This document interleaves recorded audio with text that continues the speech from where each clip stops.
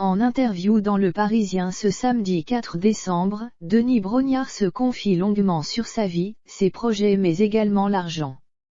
Sans langue de bois, l'animateur de TF1 donne un bon aperçu de ses importants revenus quand on est animateur star sur TF1, à la tête de l'une des émissions les plus populaires de ces 20 dernières années. On a le droit d'être fier de ce que l'on fait, et c'est le cas de Denis Brognard. Aux manettes de Koh-Lanta depuis 2001, il a accordé une interview fleuve aux lecteurs du Parisien, qui ont pu lui poser de nombreuses questions sur ses multiples projets. Revenu récemment du tournage de la prochaine saison de l'émission Survivaliste qui se déroulera en Asie, le compagnon d'Hortense n'a pas évité les questions souvent taboues sur l'argent.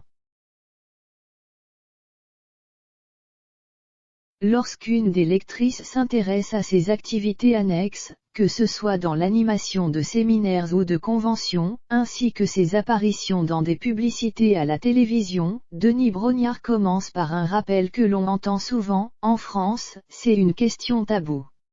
Assez réticent sur l'idée de dévoiler réellement son salaire, il finit par en dire un peu plus. Je vous dirai simplement que je gagne très bien ma vie. J'ai beaucoup de chance. C'est un honneur de pouvoir être considéré comme une égérie pour des marques.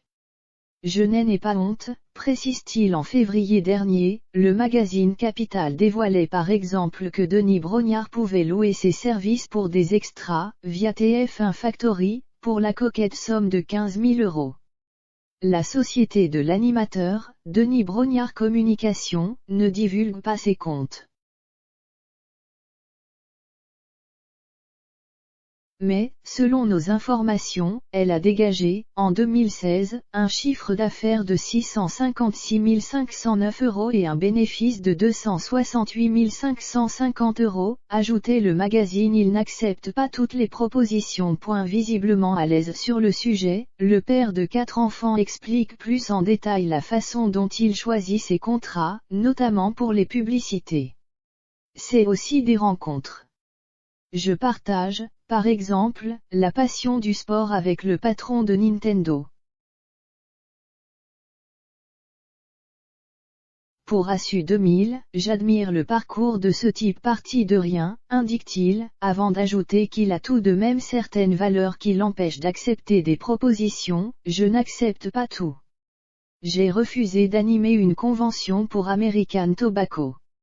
Ça ne correspond pas à mon éthique. À l'aise sur un sujet aussi tabou que l'argent, Denis Brognard montre encore une fois qu'il est véritablement tout-terrain.